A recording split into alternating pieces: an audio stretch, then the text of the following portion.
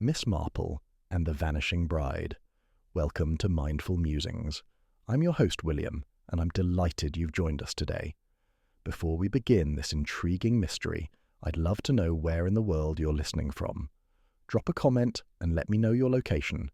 It always warms my heart to see how far these stories travel. Now, settle into your favourite chair, perhaps with a cup of tea, and let us begin our tale of a bride who vanished into thin air. Chapter 1. The Empty Vestry. The June morning had dawned with that particular brilliance that seems reserved for wedding days in the English countryside. Miss Jane Marple adjusted her best hat, a sensible straw affair decorated with forget-me-nots, as she made her way along the high street towards St. Mary Mead's ancient Norman church. The Saturday bells had been ringing since noon, their joyful pealing announcing the impending nuptials of Sarah Pemberton and James Hartwell. Miss Marple had known Sarah since the girl was in pinafores, watching her grow from a solemn, thoughtful child into a lovely young woman of 25. The Pembertons were old village families, respectable and well-regarded, while the groom was a London banker of excellent prospects. It should have been a day of uncomplicated happiness. The church grounds presented a picture of festive anticipation. White ribbons adorned the lich gate, and a gathering of early guests stood chatting in the June sunshine. Miss Marple nodded to several acquaintances as she made her way inside, noting that the church had been beautifully decorated with white roses and trailing ivy. Inside the cool dimness, she found her seat in a middle pew and settled herself to observe the gathering crowd. Her pale blue eyes, deceptively mild behind wire-rimmed spectacles, took in every detail with practiced observation. Mrs. Pemberton sat in the front pew, resplendent in peacock blue silk, dabbing at her eyes with a lace handkerchief. Mr. Pemberton stood near the vestry door, consulting his pocket watch with increasing frequency. At precisely 1:45, a commotion arose near the vestry. Miss Marple watched with growing interest as Mr. Pemberton hurried to speak with the vicar, his face suddenly pale. The vicar's expression shifted from pleasant anticipation to alarm, and he disappeared into the vestry with remarkable speed. What followed was confusion and suppressed panic. The bridesmaids emerged from the vestry looking bewildered, their arms full of white flowers. Mrs. Pemberton rose from her seat, her earlier tears replaced by genuine distress, and hurried toward the vestry with her husband. It was young Dr. Haydock who finally approached Miss Marple's pew, his face grave.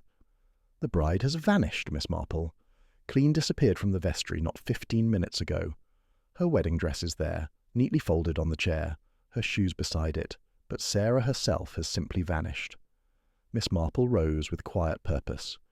"I think, Doctor, that I should like to see the vestry. There may be details that others have overlooked." Chapter 2. The Folded Message. The vestry was in controlled chaos when Miss Marple entered. The wedding dress lay across a wooden chair, its ivory silk gleaming in the light from the high window. The shoes, delicate things with pearl buttons, sat precisely beside the chair. Mrs. Pemberton stood wringing her hands while Mr. Pemberton conferred in urgent tones with the vicar.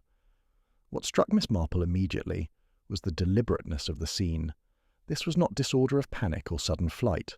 The dress had been removed carefully, folded with precision. Someone taking time to fold a wedding dress was not fleeing in terror. Inspector Slack had arrived with his customary bluster, tramping through the vestry with heavy boots. "Missing bride, indeed," he muttered. "Likely got cold feet and ran off. She'll turn up soon enough." Miss Marple continued her careful examination. The bridesmaids had been gathered for questioning, their voices carrying through the stone walls.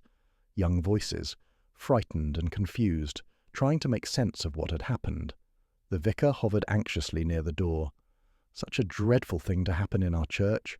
Poor Sarah, and that young man, Mr. Hartwell, standing at the altar. He looked absolutely stricken when we told him. Miss Marple moved closer to the chair where the dress lay. The folding was what troubled her most. She had done enough needlework in her long life to recognize when fabric had been arranged with purpose. The silk had been folded in a very specific pattern, the sleeves crossed just so, the bodice laid flat with the skirt gathered beneath it. And then she saw it.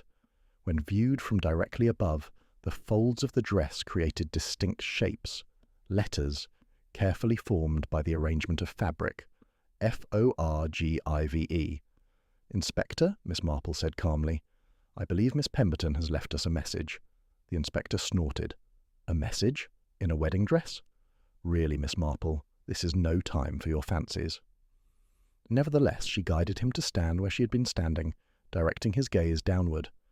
It took him a moment, but then his expression changed as he recognized the pattern. "Well, I'll be. That's deliberate, that is. But what does it mean? Forgive? Forgive whom, and for what?" "That," Miss Marple replied, "is precisely what we need to discover." She turned to Mrs. Pemberton, who sat now in a wooden chair. "Mrs. Pemberton, I must ask you some difficult questions. Has Sarah seemed troubled in recent weeks? More than ordinary wedding nerves?" Mrs. Pemberton twisted her handkerchief between her fingers.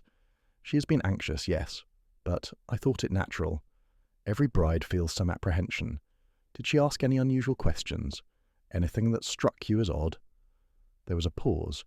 "She did ask me some strange things. About changing one's name legally. About whether women could travel abroad without family permission. I thought it was merely curiosity about her new life as Mrs. Hartwell." The sound of footsteps announced the arrival of Charlotte, a bridesmaid who had been Sarah's particular friend. Her face was red from crying. "Miss Marple," she said breathlessly, "there's something I think you should know. Sarah gave me something 3 weeks ago. A letter. Chapter 3. The Seamstress's Secret." Charlotte withdrew a sealed envelope from her reticule. "Sarah made me promise not to open it unless something happened to prevent the wedding. She said if the wedding went forward, I was to burn it unopened." Inspector Slack broke the seal and began reading, his expression growing increasingly grave. When he finished, he looked up at the Pembertons with something approaching pity. "I think," he said heavily, "that we need to have a rather serious conversation about Sarah Pemberton and about exactly who she really is." The vicar's study was pressed into service for what followed. Miss Marple sat quietly in the corner, her knitting needles clicking softly, while Inspector Slack read Sarah's letter aloud. The letter explained that 3 months ago Sarah had been searching the attic for her mother's wedding veil. Instead, she had found a locked box hidden beneath old linens. Inside were documents that told a story quite different from what she had grown up believing.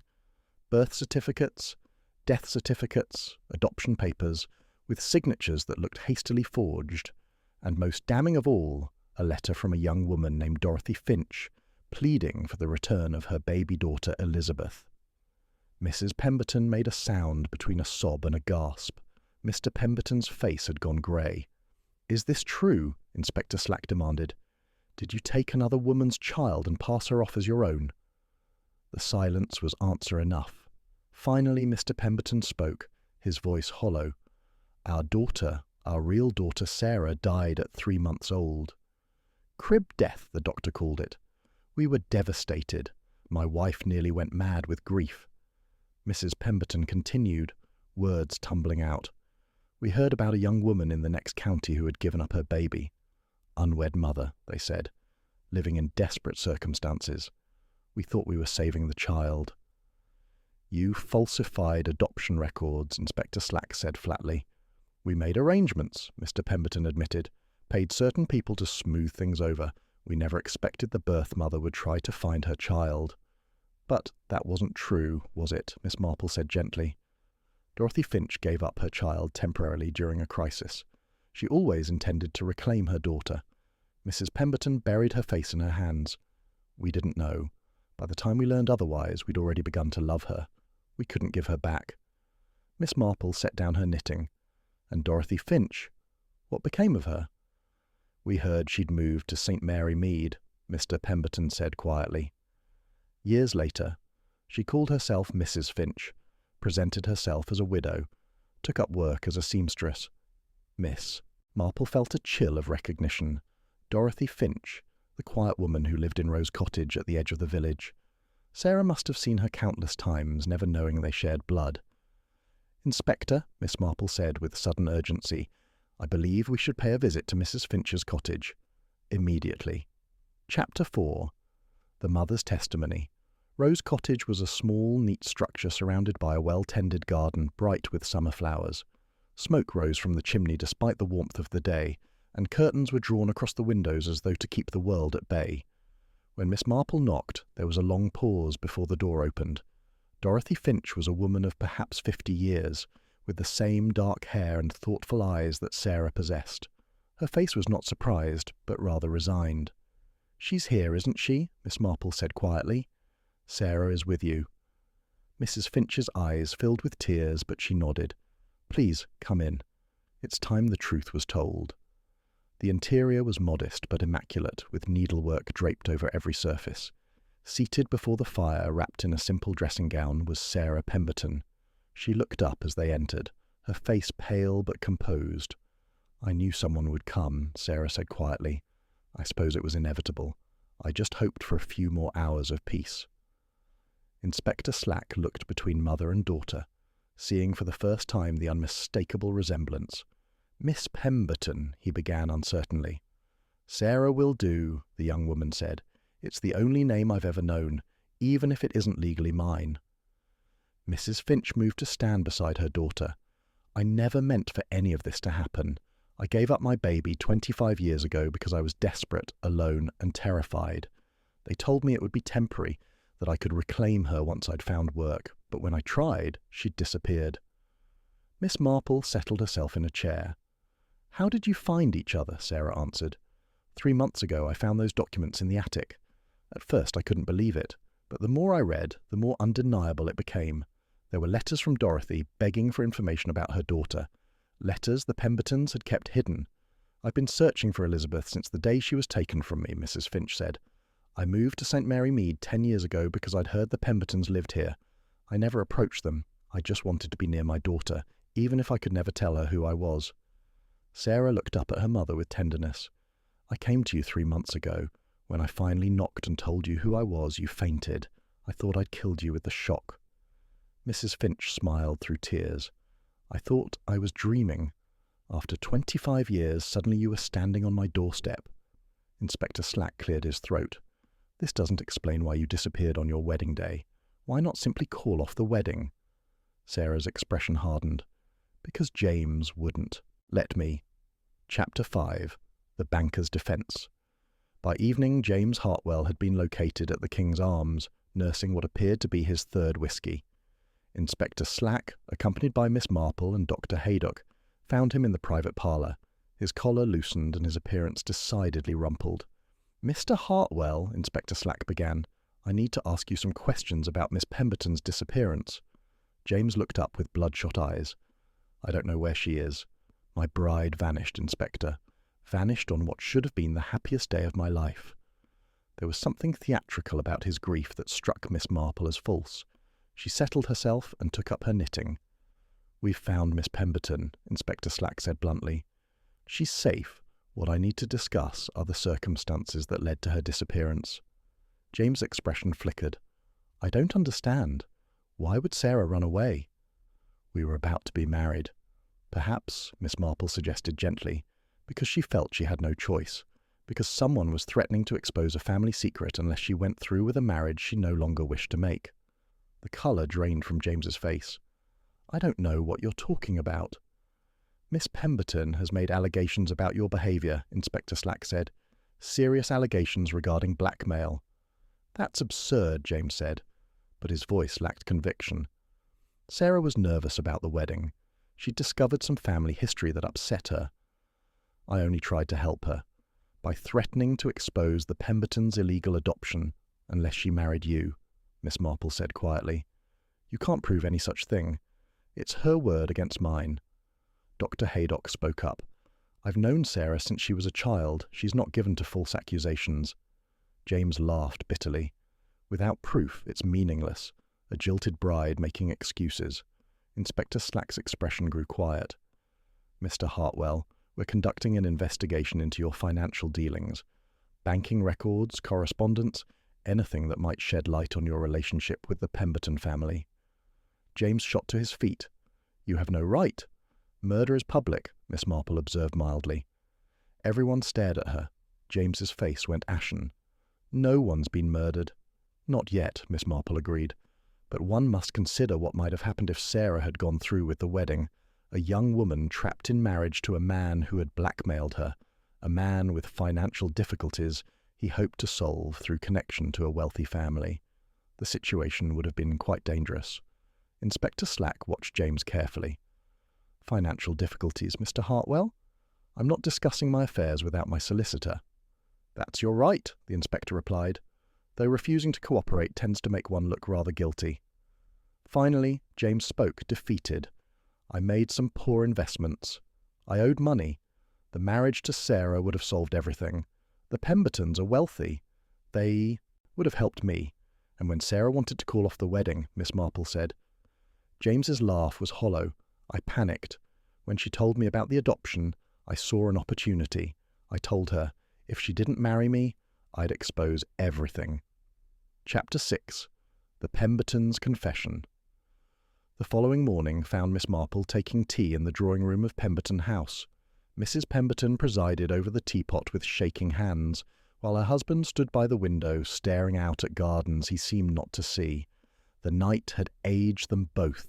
Mrs. Pemberton's face bore the ravages of tears and sleeplessness, while Mr. Pemberton's posture had collapsed into defeat. They were people confronting consequences of choices made 25 years ago. "I don't expect your forgiveness," Mrs. Pemberton said quietly. "What we did was unforgivable. We took another woman's child. We lied to everyone, including Sarah." Miss Marple accepted her teacup. "What I'm curious about is not the initial act, but the continuation of it. You must have known the truth might emerge. Did you never consider telling Sarah yourself?" "Every day," Mr. Pemberton said, his voice raw. "Every single day for 25 years. But the longer we waited, the harder it became. How do you tell a child you've lied to her entire life?" "You might have started," Miss Marple suggested, "by acknowledging that while what you did was wrong, your love for her was genuine." Mrs. Pemberton's face crumpled. "We were cowards. We told ourselves we were protecting her, but we were really protecting ourselves. We couldn't bear to lose her." "And yet that's precisely what happened," Miss Marple observed. "By hiding the truth, you ensured that when Sarah discovered it, she felt betrayed." Mr. Pemberton turned from the window. "We know that now, but Sarah is gone. She's with her real mother, as she should be." Miss Marple set down her teacup with a decisive click. "That, Mr. Pemberton, is where I must disagree. Dorothy Finch may have given birth to Elizabeth Winters, but you raised Sarah Pemberton. Both truths can coexist. The tragedy is not that there are two mothers, but that it was kept secret." Mrs. Pemberton looked up with desperate hope. "Could Sarah ever forgive us? Could she ever consider us family again?" "That depends on what you do next. The question is whether you're willing to accept Sarah's relationship with Mrs. Finch, whether you can share her love." "Share her," Mr. Pemberton repeated. "I don't know if I can bear it." "Then you must learn to bear it," Miss Marple replied sharply, "because the alternative is losing Sarah entirely. She needs both families. She needs to integrate both parts of her identity." There was a knock at the door. The maid entered with a worried expression. "Begging your pardon, but there's visitors. Inspector Slack and Miss Pemberton and Mrs. Finch." Mrs. Pemberton rose, her face a mixture of terror and hope. "Sarah's here." The door opened and Sarah entered, flanked by Inspector Slack and Dorothy Finch. The two mothers stood on opposite sides of the room, regarding each other across 25 years of separation. Sarah stood between them, caught in the middle of two families, two histories. "Please stay, Miss Marple," Sarah said. "I think we need a witness to what's about to be said." Chapter 7. The question of forgiveness. Mrs. Pemberton took a hesitant step forward. "Sarah, my dear child, we're so sorry, so terribly sorry for everything." "I know you are," Sarah replied quietly, "and I'm sorry too, for the way I disappeared, for the shock I caused, but I couldn't see any other way. James had made it impossible to simply call off the wedding." Mr. Pemberton's face hardened at the mention of the banker. "That man will pay for what he's done." "Actually," Inspector Slack interjected, "Mr. Hartwell has been formally charged with blackmail. He'll face trial next month. Whether Miss Pemberton chooses to testify will be her decision." Sarah looked between her two sets of parents. "I don't want to testify. I don't want this dragged through courts and newspapers. I just want peace." Dorothy Finch spoke for the first time since entering. "Sarah has been through enough.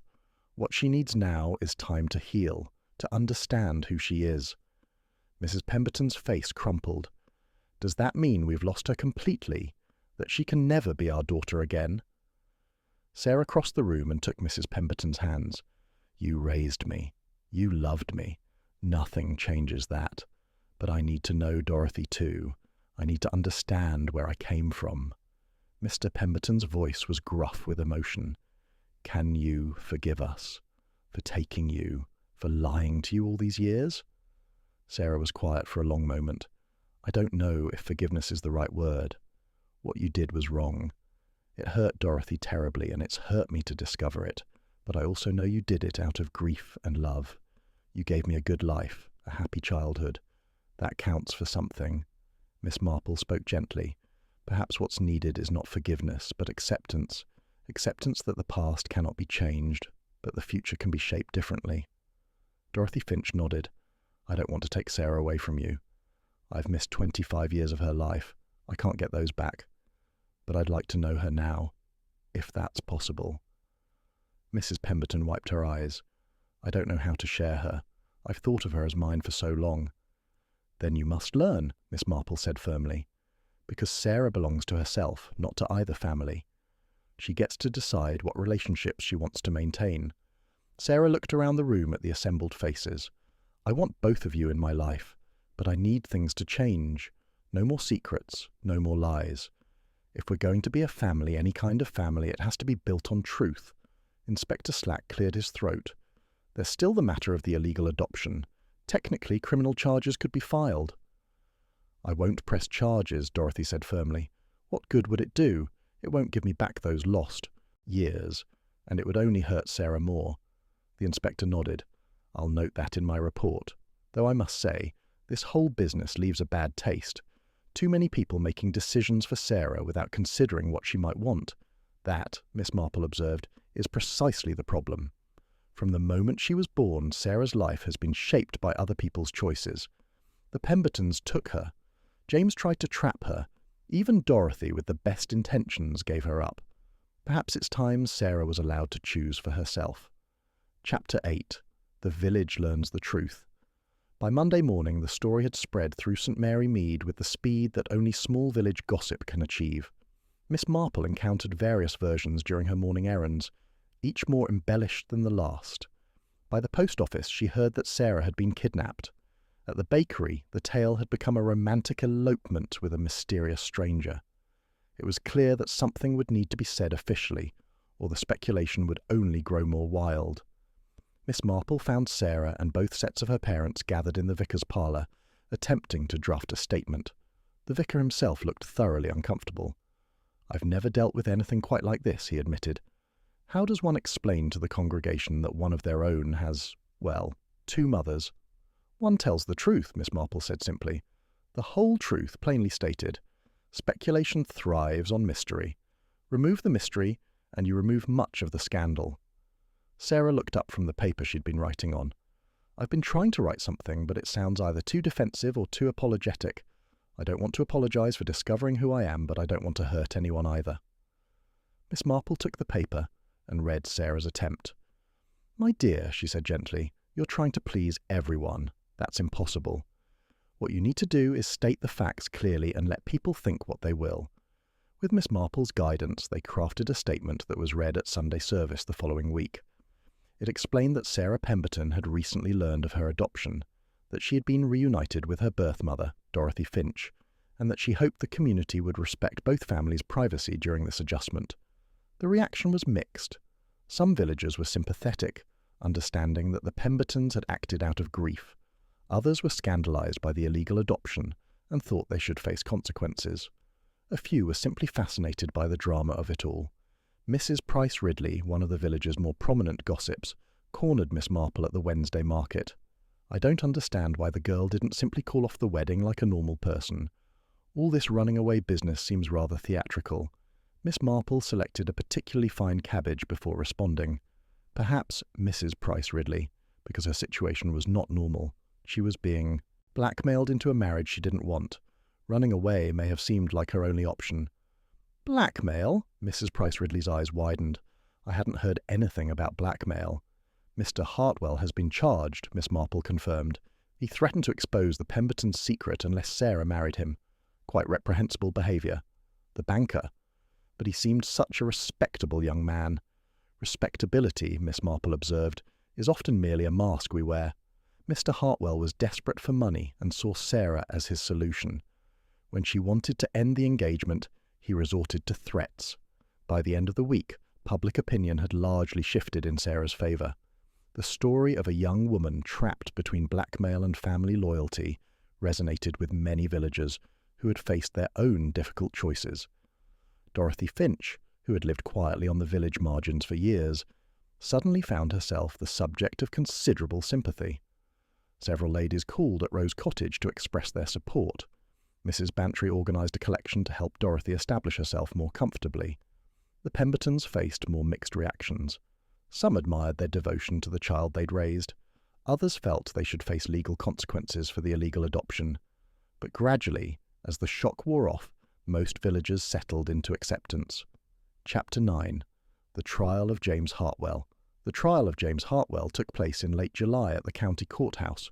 Miss Marple attended as a witness, though in the end her testimony proved less crucial than James's own letters and bank records, which documented his desperate financial situation quite clearly.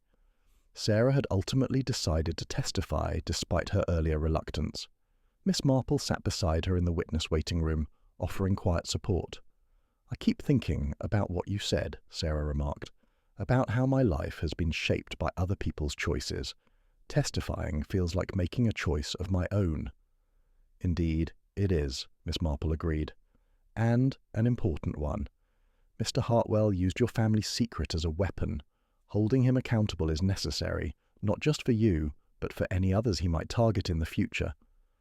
When Sarah took the stand, she spoke clearly and calmly, detailing the conversations in which James had threatened to expose the Pembertons unless she proceeded with the wedding. His defense attorney tried to paint her as a confused young woman making false accusations, but Sarah's composure never wavered. The prosecution also called Mr. Pemberton, who confirmed the illegal adoption and explained how James had used that knowledge as leverage. His testimony was painful to hear, as he detailed the fear that had gripped his family when they realized someone knew their secret. Dorothy Finch testified about the loss of her daughter and her years of searching. Her quiet dignity moved many in the courtroom. She spoke without bitterness about the Pembertons, focusing instead on her joy at being reunited with Sarah. James himself made a poor impression on the stand. He tried to justify his actions as concern for Sarah's well-being, claiming he'd only wanted to protect her from scandal. But under cross-examination, his story crumbled. Letters to creditors revealed his desperate need for money. Banking records showed loans he'd taken against the expectation of marrying into the Pemberton family. Most damning were letters he'd written to Sarah in the weeks before the wedding. Though carefully worded, they made clear references to keeping certain family matters confidential in exchange for her cooperation. His defense that these were innocent remarks about normal wedding planning rang hollow. The jury deliberated for less than 3 hours before returning a guilty verdict on charges of blackmail and extortion. The judge, in passing sentence, noted that James had exploited a young woman's love for her family and twisted it into a weapon for his own gain. He was sentenced to 3 years in prison. As he was led away, he looked towards Sarah one final time. "You'll regret this," he said. "You could have had everything as my wife." Sarah met his gaze steadily. "I would have had nothing. I would have lost myself completely." Outside the courthouse, reporters swarmed, seeking statements from everyone involved. The Pembertons declined to comment. Dorothy Finch simply said she was grateful for justice and wanted to move forward. Sarah paused on the courthouse steps. She prepared a brief statement with Miss Marple's help. "What happened to me was wrong," she said. "No one should be pressured into marriage through threats. I hope my testimony helps others find courage to speak up when they're being coerced." As the crowd dispersed, Miss Marple walked with Sarah back to where the Pembertons and Dorothy waited by their motorcar. An unlikely family, certainly, but a family nonetheless. "The trial is over," Sarah said quietly. "Now the real work begins, learning to live with the truth." Chapter 10. A New Beginning. 6 months later, Miss Marple received an invitation to tea at Pemberton House. When she arrived, she found an unusual gathering. Sarah presided over the teapot, with Mrs. Pemberton on one side and Dorothy Finch on the other. The atmosphere was not precisely comfortable, but it was cordial. "Thank you for coming, Miss Marple," Sarah said, pouring tea with practiced grace. "I wanted you to see how things have developed. You helped make all this possible." The three women had reached an accommodation of sorts. Sarah spent part of each week at Pemberton House and part at Rose Cottage. She'd begun calling Dorothy by her Christian name, reserving Mother for Mrs. Pemberton, a distinction that seemed to satisfy everyone. "We've established some ground rules," Mrs. Pemberton explained. "No more secrets, no more competition for Sarah's affection. It's been difficult learning to share, but Sarah is happier than I've seen her in years." Dorothy nodded. "I've waited 5 years. I can be patient now. What matters is that Sarah knows the truth and can choose her own path." "And what path have you chosen, Sarah?" Miss Marple asked. Sarah smiled. "I've decided to study law.